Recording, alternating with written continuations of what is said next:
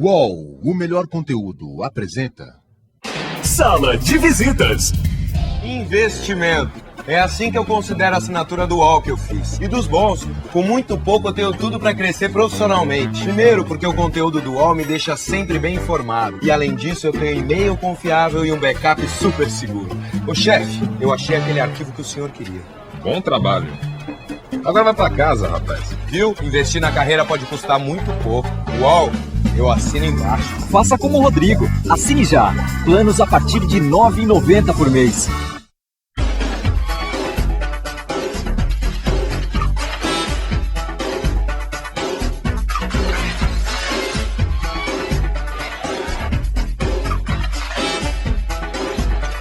Sala de Visitas. Olá, muito bom dia, boa tarde, boa noite, você internauta da Real TV, a maior rede de web TVs do Brasil. A gente está aqui hoje na nossa temporada Eleições 2012 da Sala de Visitas da Real TV e você já sabe, essa pequena fase é com os candidatos de Itaquaquecetuba. Para participar, você manda seu e-mail para rede@realtv.com.br que a gente tem o maior prazer de responder a sua questão, colocar aqui no nosso bate-papo e também dar essa devolutiva para você, é claro, tá bom? Bom, nosso candidato de hoje à Prefeitura de Itaquaquecetuba é o Dr. Mamoru Nakashima. Ele é candidato pelo PTN e é um prazer recebê-lo aqui, Dr. Mamoru. Seja bem-vindo ao nosso Sala de Visitas. A gente agradece o convite, Marcos, que trouxe a gente aqui, e aqui a gente está à disposição para esclarecer qualquer dúvida. Né, sim, vamos conhecê-lo melhor agora nesse primeiro momento, e a gente começa com uma pergunta muito básica. Como é que Itaquaquecetuba caiu na vida do Dr. Mamoru? Há quanto tempo aqui? Bom, eu estou aqui desde 90, 22 anos. 22 anos já. Bom, eu vinha, de início assim, eu sou de uma família simples. Eu vim de meus pais japoneses, né? Chegou depois da Segunda Guerra Mundial, e meu pai, o pessoal que veio de lá na época estava tendo muita dificuldade, o pessoal estava tendo muita privação. Então o governo facilitava a vinda dos imigrantes para ir em outros locais. Então meu pai muitos foram para o Peru, Lima, foi para o Peru, foi para o México, Estados Unidos, e meu pai veio para o Brasil. Eu não sei porquê, mas veio para cá, disse que o Brasil era bom e veio. As colônias japonesas que se espalharam, né? Foi dessa época. E veio para cá. Veio por Santos, aí depois na Praça Júlio Prestes, que todo mundo já conhece, né? Ali da Luz. E de lá eles foram se dividindo. E uma das levas do meu pai foi para Marabá Paulista. Como todo imigrante que não sabia falar nada, só tem um lugar que eles tinham, era agricultura. Porque era a única coisa que tinha para eles. Era roça, trabalho braçal. Então ele trabalhou lá por uns 5 anos. E em seguida foi para Presidente Epitácio, onde eu nasci. E lá meu pai morou por um período de uns 35 anos, foi fundador. Lá era assim como hoje a Mata Atlântica, era tudo mata, não tinha nada. Então ele praticamente foi o colonizador que deu início a tudo lá. E de lá a gente veio para Martinópolis, numa outra cidade. Nesse intervalo a minha mãe faleceu, né? E a gente sempre morou na fazenda. Inclusive, eu nasci no meio do mato. Sim. Porque a cidade mais próxima, há 52 anos atrás, não tinha nada, não tinha recurso nenhum. Então, nascia onde dava. Mas é muito bacana essa história dos desbravadores aí, porque assim, a gente fala muito da colônia japonesa, é muito ligada à agricultura mesmo. E que é uma força muito grande, né, assim, em relação à economia, toda a geração de emprego e tudo mais. E é uma coisa que a gente tem orgulho de falar, né, das colônias japonesas aqui na nossa região. Mas é isso, aí assim, com tanta dificuldade, tudo, o senhor se formou em medicina. Aí eu vim para Martinópolis, de Martinópolis vim para São Paulo em 78, fiz cursinho 2 anos, com a ajuda dos meus irmãos, né, eles é que me mantiveram fazendo cursinho aqui no ângulo, como todo mundo, né, e de lá eu passei em Londrina. Londrina é norte do Paraná, é a Universidade Estadual de Londrina. Estudei lá, e de lá eu fiquei 6 anos na faculdade, mais 2 anos na residência. Em seguida vim para São Paulo em 99. 99 vim para São Paulo. E de 99 eu trabalhei nessa região, e trabalhei em Mauá, Rio Grande da Serra e Itaquá. Aqui de Itaquá, eu vim mais por causa do meu cunhado. Meu cunhado era pediatra aqui, e ele que me chamou, Indicou para mim trabalhar aqui. Eu fiquei por um período de mais ou menos um ano. E daqui, assim, eu era solteiro, e estava meio, assim, a cidade estava meio parada, a região, eu falei, e acabou que a gente tá com a questão do novo. Aí dessa vez eu voltei para Itaquá, né? Casei. Quando eu casei, mudei para Itaquá e aqui fiquei, desde 90. Bonita essa história, porque muita gente fala assim, muita gente tem muito ranço de Itaquá, né? Fala assim, é uma cidade que não desenvolve, uma cidade muito provinciana ainda mais na época que acontecia 99, né? E quer dizer, quem bebe dessa água volta, é bom saber disso. E fui ficando, me instalei aqui, porque a maior parte dos meus empregos é nessa região aqui. E primeiro porque eu poderia ter morado em Arujá, inclusive eu tinha uma casa lá. Mas como eu ficava mais em Itaquá, ficava ruim, porque eu saía de lá de manhã, só voltava à noite.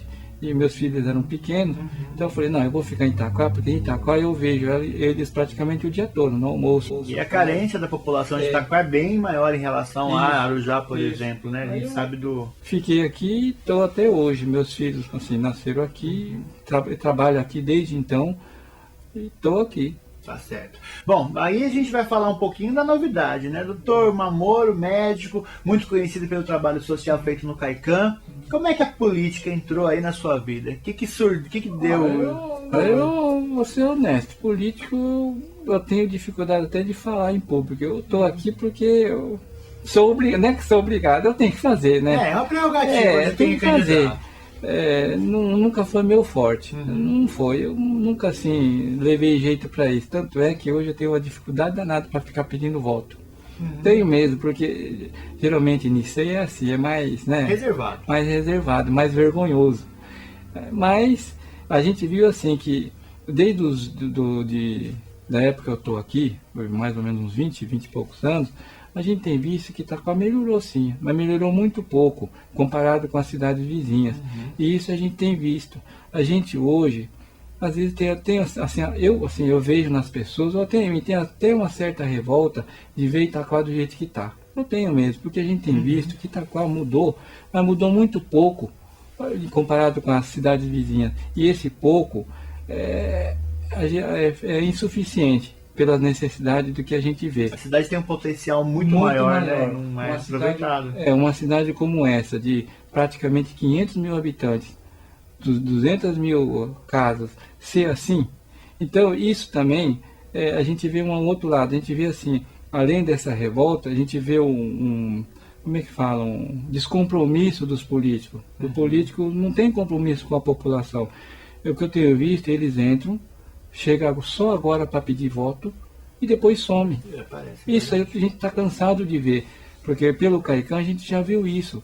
A gente já está lá praticamente 6, 7 anos. Já se passaram o prefeito, entrou o prefeito e a mesma coisa.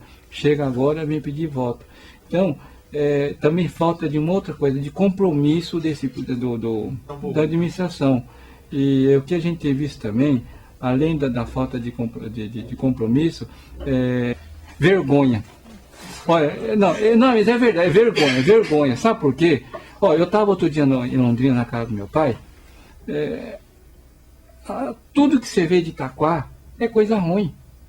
Você vê falar da política aqui, não sei o que, ele fez não sei o que com material escolar. Aí não sei o que, chacina aqui, não sei o que, carta de motorista junto com de ferrado, essas falcatruas. Então, a pessoa assim, tem assim um certo receio de falar que é de Itaquá. Então, isso a gente sente. Eu acho que isso tem que acabar. E além da vergonha, acho que tem uma outra coisa que também, assim, o abandono. O pessoal de Itaquá, eu acho que está abandonado. Por tudo. Se a gente vê, hoje eu estava nos bairros, agora há pouco, aqui numa vila aqui na Arizona, tem um bairro bem simples lá. Então você vê que está abandonado. E não é só lá não, você vê aqui na Vila Ferreira, aqui embaixo, aqui na Italadame, desce ali à direita para você ver, está tudo abandonado, isso no centro. Então a gente vê que aqui em Itaquá o pessoal está assim, com uma certa revolta do que está acontecendo, está sendo assim, um abandono desse povo, de e tem vergonha morar, de morar aqui. Eu acho que isso tem que acabar. Eu moro aqui em Itaquá. Eu moro aqui, eu acho que tem que ter orgulho. Eu acho que tem que falar, eu moro em Itaquá. É isso que a gente está tentando, pelo menos, mudar essa ideia. Eu não posso deixar de perguntar, antes da gente sair para o intervalo em comercial, doutor, a sua relação com o Projeto Caican, né, que é muito conhecido aqui na cidade, e o seu trabalho lá de atendimento às famílias, né, porque vocês fazem um planejamento familiar lá incrível. Lá no Projeto Caican, é assim, o nosso trabalho, você pode ver que é um coração, é um coração aberto, então o coração aberto porque é para todo mundo, ali está livre, para quem quiser, entre lá. E é um programa gratuito. É um programa gratuito, todo mundo lá é voluntários, e tem assim, psicólogo, assistente social, todos eles vão lá porque acreditam no trabalho da gente. E além do Projeto Caican, que é mais especificamente que começou com planejamento, tem essa outra parte que a gente já, assim, devido à procura das outras áreas, então se implantou um dentista, que era o meu irmão, que ele faleceu há pouco tempo, ele está desde o começo, tem que é o Projeto Sorriso, aí tem o outro projeto que é o do jurídico, que tem advogado que presta serviço lá, tem a parte de psicólogo, então tem várias coisas que a gente tem feito lá com a ajuda do pessoal da colônia. Muito bom, e parabéns pelo trabalho lá. Doutor, a gente vai fazer um pequeno intervalo agora e você já sabe, mande sua pergunta pra gente, rede@realtv.com.br, que nós aí encaminharemos para a assessoria do candidato para que ele responda para você. Ainda nesse bloco, assim que a gente voltar do intervalo, nós temos pergunta do jornalista e também e-mails que nos chegaram aqui. E vamos falar de nepotismo com o nosso candidato de hoje, Dr. Mamoro, tá bom? Daqui a pouco a gente volta com o nosso Sala de Visitas especial Eleições 2012. Sala de Visitas. A falta de sangue é um drama da vida real. Ligue e agende a sua doação. Doe sangue e passe a bola para um amigo seu. Sala de Visitas. De volta com o nosso Sala de Visitas aqui na Real TV, a maior rede de web TVs do Brasil. A gente está muito satisfeito, inclusive, com a sua presença aqui com a gente. Pessoal, inclusive, que não é da nossa região do Alto Tietê, um abraço para todos aí de Bertioga, que nos assiste pela tvbertioga.com.br, litoral norte aqui do nosso estado de São Paulo. Muito obrigado. E a gente continua o nosso papo aqui no Sala de Visitas hoje, especialmente aí para o pessoal de Itaquá, apresentando os candidatos à prefeitura. Hoje eu recebo aqui o Dr. Mamoro Nakashima, que é do PTN, e a gente continua o nosso papo. Doutor, vamos já entrar agora nessa questão da sua candidatura aqui em Itaquá, em 2012. Como é que ficou a situação do seu vice-prefeito? Bom, minha vice é a Ondina, enfermeira, auxiliar de enfermagem. Nós trabalhamos juntos há muito tempo. Eu conheço ela desde quando eu vim em Itaquá. E ela é funcionária pública como eu, e mulher, né? E o fato dela ser mulher e também ser da área da saúde, contou muitos pontos aí na escolha do vice?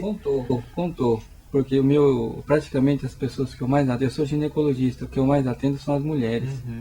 Então, praticamente, por eu ser ginecologista, as mulheres me conhecem mais. E é um braço forte ali, na sua opinião. A gente sabe de muitos prefeitos aí que o vice é só uma mera figuração, né? É um papel ali de figurativo. No seu caso com a enfermeira Ondina, como é que é a importância do vice durante a administração de um prefeito aí? Eu acho que ali todo mundo tem que ser importante. Como eu coloco o Caican, porque a gente trabalha assim. Todo mundo tem uma função, e nessa função eu acho que é importante, desde a pessoa que está lá embaixo, por exemplo, lá no Caican a gente tem a pessoa que faz o lanche. Sem ela não sai. Tem uma pessoa que prepara a parte física de cadeira. Sem ele, todo mundo senta no chão. Bom, a gente vai falar de saúde, afinal de contas o senhor é um médico, ginecologista, tudo. A saúde de Itaquaquecetuba é uma grande ferida que a cidade tem, até hoje, né? A pessoa figurativa, ela está trabalhando com a gente, está correndo na rua, tanto quanto a gente.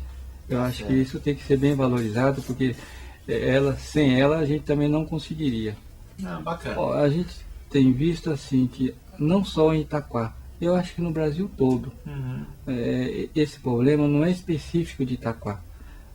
Itaquá, assim, está um pouco pior do que os outros locais. Mas a que se deve isso? Eu acho que é por conta da demanda, é muita gente para um pouco espaço, ou a gestão está falha, como que é isso? Um conjunto de fatores. Itaquá tem um número de habitantes muito grande, Itaquá faz divisa com muitas cidades, e Itaquá não é nem em relação à verba. Eu acho que o que falta não é construir o hospital, porque eu acho que se falar em construir, eu acho que a gente não está sendo muito correto, porque a verba de Itaquá hoje é mais ou menos 500 milhões ano, 50, 60 milhões mês. Já está devendo quase que metade dessa receita, desse orçamento, já está comprometido para o ano que vem. Então, se falar que quem chegar e falar que vai fazer muita coisa, eu até duvido. Eu acho que a gente tem que ser honesto com o eleitorado. Agora que eu estou saindo na cadeia, eu acho que eu tenho que ser claro. Não tem como. Agora, o que dá para fazer, isso com facilidade, é reaproveitar o que tem, fazer uma reorganização, fazer uma boa gestão. Isso dá para fazer uma coisa simples e dá para fazer de imediato, a curto prazo. E isso resolve praticamente mais da metade dos problemas. Basta reorganizar, fazer uma reestruturação e fazer assim, mesmo com os médicos que tem, dá para fazer isso. E se caso faltar, colocar mais médico. Agora, no plano da gente é não deixar faltar médico. Então ninguém vai deixar de ser atendido, não deixar faltar medicação, não deixar esses exames que demora sei lá quanto tempo. 6 meses aí, tem caso aqui. Então, eu acho que isso não vai acontecer. Isso não vai acontecer, porque dá para montar um centro diagnóstico, dá para fazer parceria, PPP, parceria público-privada. Inclusive, a gente já tem até uns contatos com o pessoal da USP, tem um colega da gente que está prestando assessoria, inclusive ele vai apresentar os projetos, depois a gente pode até trazer para vocês para apresentar. É um projeto simples, mas que seja funcional, que dê para pôr em prática. Então dá para a gente fazer muita coisa. Isso ficaria para médio prazo. E a longo prazo seria a construção de hospital ou fazer uma reequipação desses hospitais, que seria assim uma coisa mais específica, mas de imediato reorganizar, reestruturar, readaptar tudo com o que tem. E com o que tem já dá para fazer muita coisa. Basta quem chegar lá, não eu ou qualquer um, se tiver essa ideia, se conseguir fazer isso, eu acho que resolve praticamente 80% dos problemas. E além do que o pessoal pede muito, é um centro diagnóstico, ultrassom, tomografia e exame laboratorial. Isso é fácil de ser feito, basta ter vontade, basta fazer uma boa gestão. Tá certo. Porque muita gente fala hoje em construção de hospitais assim, a toque de caixa. Só que o problema é que a gente sabe que manter um hospital desses não é barato, né? E se você for colocar realmente na ponta do lápis ali, muitos municípios não têm condições de arcar com a manutenção de um hospital. De repente, até com verba federal, verba estadual, você monta o prédio, um esqueleto maravilhoso, um prédio bonito, tudo, mas e para manter pessoal, equipamentos e tudo mais? Então é uma coisa a se pensar muito bacana. Bom, outro assunto muito polêmico aqui na nossa cidade, doutor, é a questão do transporte, que a gente sabe que o transporte tem 2 eixos, a gente chama assim, né? Primeiro é o transporte coletivo da cidade, o segundo é o transporte de circulação aqui na cidade. A gente tem aí todas as ruas aí muito lotadas de carros, sem fluxo, né, fluindo bem. Como é que o senhor vê essa questão assim, do transporte e do trânsito? Vamos tentar fazer isso numa tacada só. Primeiro, o transporte público. Eu tenho visto, eu trabalho no centro, então as pessoas ficam... Você nunca vê ponto de ônibus vazio. Sempre está cheio. Agora está cheio porque tem muita gente para pegar o ônibus, ou está cheio porque os ônibus demoram para passar, os intervalos é muito grandes. Pelo que a gente tem visto, são as duas coisas. Aumentou muito a procura de transporte coletivo e, além do que, os intervalos de um ônibus a outro demora muito. Então, o que está acontecendo? É falta de ônibus. O ônibus que está circulando é insuficiente. Além das linhas aumentadas, não aumentaram o número de ônibus. Então, aí tem 2 coisas que poderia fazer. Ou aumentaria o número de ônibus circulantes, ou então colocaria um outro meio alternativo, como em Suzano, aqueles micro-ônibus. Isso seria uma opção. Ou abriria para outra linha para suprir as necessidades. desde que haja um consenso para fazer isso. Claro. E quando a gente fala de transporte alternativo, o legal da gente ter Suzano como comparativo é que lá é tudo muito bem legalizado. Isso. Não é aquela febre de pirueiros que tinha antigamente, então tem todo um registro, um acompanhamento e um controle e fiscalização por parte da prefeitura. Né? Isso seria assim, uma ideia. Agora, em relação A fluidez do trânsito, Itaquá tem duas entradas, uma ali por trás e outra pelo centro, ali pelo Trânsito Pamonha. Eu acho que se eu falar que vai resolver, é muito difícil, mas a gente está contatando com uma pessoa, o professor Carvalho, que ele é especialista em transporte urbano. Então, inclusive ele estava hoje aqui, eu estava com ele, a gente estava andando com ele na cidade, ele está vindo todos os dias para ver o fluxo de ônibus, de carro, como é que funciona em Itaquá, para ele poder montar um projeto viável, não um projeto utópico. Então a gente tem que ser prático, a gente tem que trabalhar com o que a gente tem. Não adianta ficar falando coisas que você vê que vai ser difícil de ser feito. Agora, de imediato, eu acho que teria algumas coisas que teria que ser feito assim, não a curto prazo. A curto prazo, transporte coletivo, acho que tem que melhorar, transporte coletivo, a curto prazo. Agora, em relação ao transporte individual, ficaria para médio prazo, porque são coisas que demandam assim, de infraestrutura. E infraestrutura, no momento atual, está meio difícil por causa da verba ser comprometida. Mas para isso a gente já está contatando o pessoal que é especializado nisso. Eu posso não saber, minha parte é medicina, mas a gente tem uma equipe, né, que vai prestar serviço assim, em transporte, em esportes, na educação. Então esse cuidado a gente vai ter, porque a gente não é obrigado a dominar tudo, mas a gente tem que ter bom senso de saber contratar o profissional que sabe fazer. E isso a gente está tendo cuidado de fazer. Bom, tem duas perguntas aqui para passar para o senhor. Uma é do Renato Munhoz, aqui de Itaquaquecetuba. Ele pergunta como é que o senhor vê a questão do nepotismo no setor público, né? Como é que o senhor vê isso e se é uma coisa que o senhor pretende eliminar na sua gestão? Olha, eu até estava comentando com minha esposa, eu acho que família não se deve trabalhar em prefeitura, a não ser que seja concursado ou seja muito competente, porque senão seria um cabide de emprego como está em várias prefeituras, que não é esse problema de Itaquá não é daqui. Suzano, Poaro, já todo lugar tem. Eu acho que tem que moralizar um pouco. Eu acho que tem que tem pessoas que são competentes realmente na família, mas às vezes a gente tem que deixar de lado para não ter problema. Eu, se caso eleito for, eu não vou ter esse tipo de problema, porque eu acho que fica ruim, porque a gente tem que dar exemplo.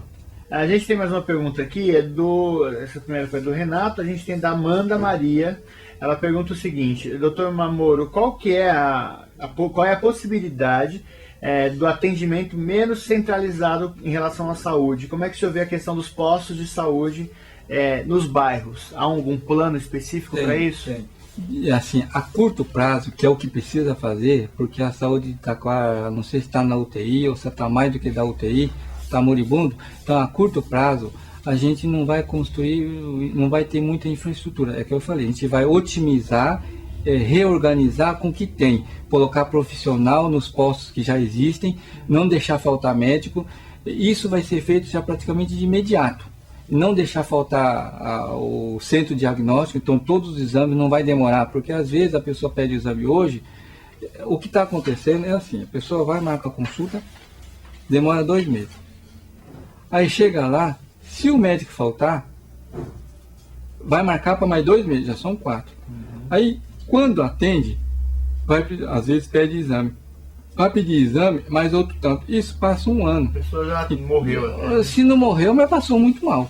Então, o que a gente vai fazer? Não deixar faltar médico e, caso de imediato implantar um centro diagnóstico, se necessário fazer exame tem que ser rápido, porque o diagnóstico tem que sair rápido. não vai poder ficar aguardando. Então a ideia da gente, médico não vai faltar. Mas é no caso no bairro que a pergunta... Agora, no bairro especificamente, a gente vai manter o que tem, otimizar eles, equiparar ele bem e em seguida, caso necessário, do bairro, para ir para um lugar mais especializado, aí tem um hospital de retaguarda. Mas, por exemplo, a possibilidade de um posto de saúde num bairro, ter, por exemplo, um laboratório em parceria, que seja mais que funcione no próprio posto, que aí, quer dizer, tudo que for possível fazer perto da casa do morador já é feito ali, né? E aí você acaba encaminhando os casos mais graves ou mais urgentes para uma área mais central. Não, isso dá para ser feito. Alguns exames, por exemplo, exame laboratorial, que é exame de sangue, isso dá para ser feito a coleta nos postos. Isso dá para ser feito. Agora, exame mais complexo, como ultrassom, tomografia, tem que ser um centro mais especializado, que é o mínimo. Ok, para a gente encerrar, doutor, a gente já está chegando ao finalzinho, infelizmente o tempo é curto. Eu queria perguntar a respeito da segurança aqui em Itaquá. A gente sabe que a droga é um caso muito sério, eu acredito ter um caso de saúde pública, né? A questão do tráfico de droga, dos próprios usuários. Alguma coisa no seu plano voltado de repente para tratamentos de dependentes, algum plano aí de segurança mesmo para tentar minimizar a questão da droga na cidade? De segurança, droga não é uma coisa específica de Itaquá. Todo lugar que você vai é aqui, em Poá, Ferraz, Arujá. É geral, mas geral. A gente acaba querendo agora, saber em Itaquá especificamente, eu acho que na área de segurança, uma das ideias é assim, fortalecer a guarda municipal. Porque a guarda municipal está sob responsabilidade do prefeito, da prefeitura. Então, o prefeito tem controle de fazer a guarda municipal funcionar. E fazer uma guarda municipal descentralizada. Por exemplo, não é ficar no centro, não é ficar cuidando de porta de hospital, não é ficar cuidando de escola. Eu acho que a guarda municipal tem que ser fortalecida como? Fazer um curso de capacitação para eles e prestar serviço para a comunidade nos bairros e de preferência pegar esses guardas que têm vínculo com a comunidade, porque assim eu acho que a segurança melhora, não como é a polícia militar, como é a polícia civil, porque a maioria do pessoal da polícia militar civil nem daqui mora, então eles não têm aquele compromisso com a população. Então o que teria que fazer para, no meu modo de ver, para melhorar a segurança, fazer com que a guarda municipal, que está sob o controle do prefeito, fazer eles ter vínculo com a comunidade, fazer eles ter um compromisso com a população. Aí funciona. Isso, né? Que isso não é prerrogativa que a gente assim tem essa ideia. Em Cotia funciona muito bem, que é desse jeito. Então seria isso. Agora, em relação a drogas, seria um trabalho preventivo. Primeiro, adolescente e criança sem fazer nada é problema. Então tem que dar atividade para esse pessoal, tem que tirar esse pessoal da rua. Agora, como é que tira esse pessoal da rua? É escola, é esportes. Então tem que estimular essa parte e vincular esporte junto com a escola. Se você estiver indo bem na escola, não tiver falta, aí você pode frequentar. A ideia da gente é montar centro esportivo nas escolas ou um maior em um local que vai ser definido, e isso dá para ser feito. Então, para poder melhorar isso, eu acho que teria que dar atividade, deixar o pessoal fazendo alguma coisa, não na rua. Tá certo, bom, muito boas ideias. Doutora, eu quero agradecer muito a sua presença aqui. Vou passar as suas mãos, como é de praxe, a gente passa para todos os candidatos que aqui vêm, o termo de compromisso da Fundação Abrinq, tá? Que é o Prefeito Amigo da Criança. Nesse tema aqui a gente vai entregar com a esperança de que o senhor leia com carinho, analise e tente incorporar alguns desses assuntos aí no seu plano de governo, tá? Que é de muita importância e a gente acredita muito no que esse termo de ajustamento aí que muitos prefeitos no Brasil todo estão analisando, vai melhorar muito, né, a condição da criança e do adolescente nas cidades brasileiras. Tá? E também fica aqui o convite, tá? Para que o senhor participe conosco do nosso debate, né? Que vai ser feito em setembro aqui em Itaquá. E todos os candidatos confirmaram aí as suas presenças. Nós vamos conversar com as assessorias para agendar e passar toda a mecanização do debate, a ordem de perguntas, os sorteios e tudo mais. Então, fica aqui o convite para que a gente possa também lá naquele momento debater mais ideias sobre a cidade, tá bom? Não, a gente está à disposição, né? O que vocês precisarem da gente, a gente Tá certo. O mais importante é a gente fazer com que a população conheça, né, cada um dos candidatos, e por isso eu deixo aqui esse espaço. A gente tem aí alguns segundinhos para o senhor conversar com o eleitor, pedir seu voto. Fique à vontade. Então, eu fico até sem jeito de pedir voto, né? Mas meu número é 19, sou do PTN, e para deixar bem claro que eu estou assim, entrando na política, não assim, na política agora eu vou ser ter que ser até cara de pau, ter que pedir voto. Agora eu vou pedir voto, mas a gente assim, a política para mim não é o meu ganha-pão. Eu não faço isso para me sobreviver. Eu tenho meus empregos, eu trabalho fora, tanto é que eu estou trabalhando fora.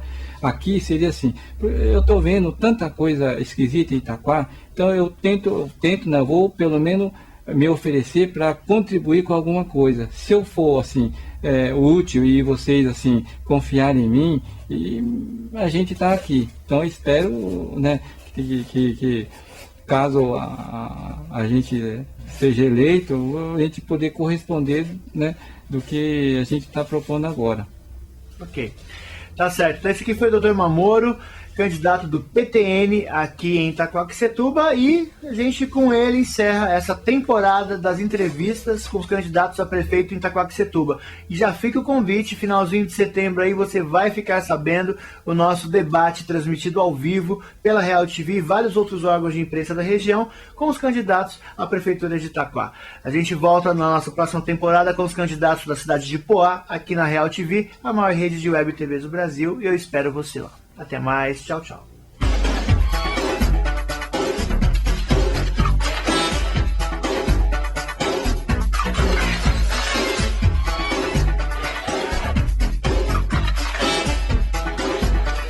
Sala de Visitas.